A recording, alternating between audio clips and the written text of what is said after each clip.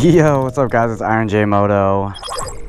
Just got my hair cut over at Floyd's barbershop, and I figured, I don't know the order in which I am uploading the videos, but I haven't been on a Harley in a while. So shockingly, I've been on the R6. I was in Florida riding a Honda CBR, and I figured since we are in town commuting around, we'll do a little video on commuting on the street, Bob. Got some clouds coming in, said it was gonna storm, so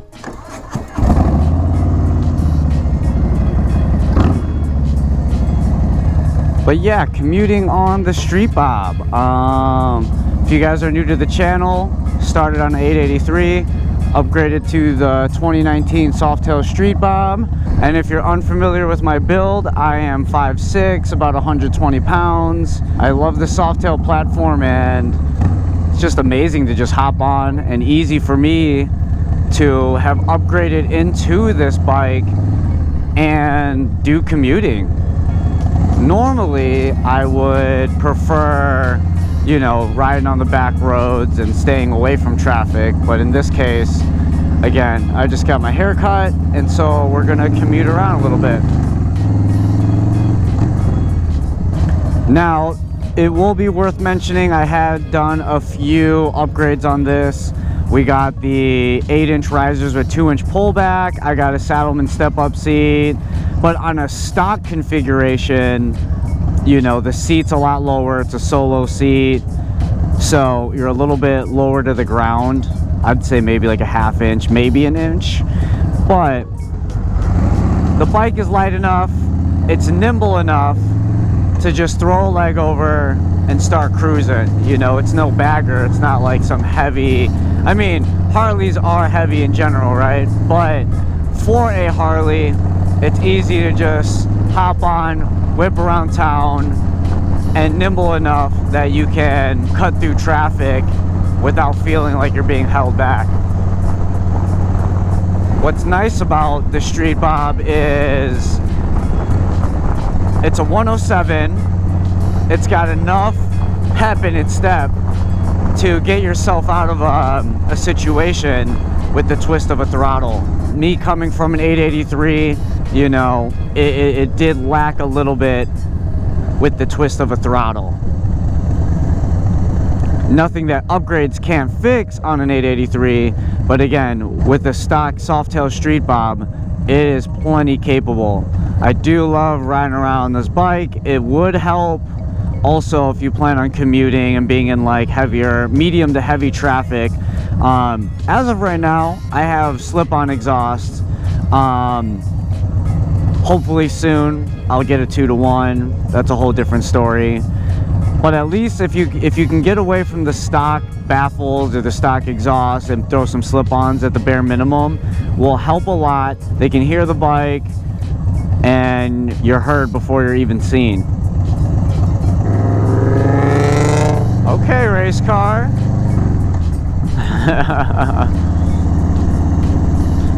I normally don't get that on a Harley. It's funny, when I'm on the R6 and you got dudes who like soup up cars, or women, they tend to, you know, try to race you all the time. But on a Harley, I'm surprised that guy hit me with some high revs.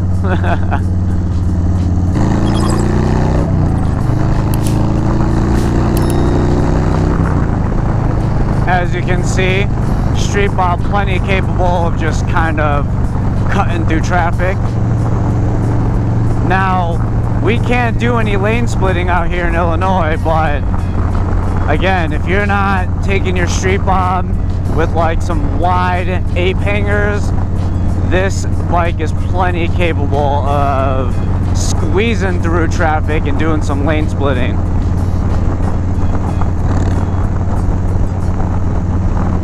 Does help to have the Memphis Shades Road Warrior. Definitely cuts out a lot of the wind to the body.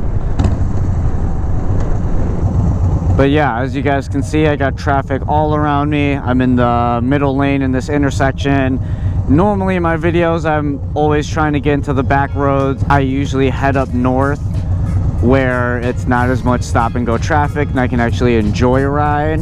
But I wanted to take you guys in town with me for a little commute and just, again, just talk about how capable it is. I mean, I really love this bike. I will say it's worth mentioning that you do have a single disc brake up the front, so you want to always make sure you're giving yourself a little bit of time to brake when it comes to braking. Just because it is one of the things that I wish I had was a little bit more braking power in this bike. Some train tracks. Shockingly, the suspension on the Softail is actually not that bad. Again, coming from an 883, I remember hitting any bump and I would basically feel it all the way up my ass, into my spine, into my neck. So that was never good. But the suspension on this is really good. It's definitely something that I don't see myself upgrading yet, or at least as early on in the list of upgrades I want to do. So it's always good to know that. Like I had mentioned, I have the 8-inch risers with 2-inch pullbacks, and I think the position is really good. I mean, I believe that's right around what the stock Softail Street Bobs come with, the mini ape hangers, and so your arms are probably in the same position as mine. And again, I'm 5'6", so my hand position's kind of, I'd say, right under my chest.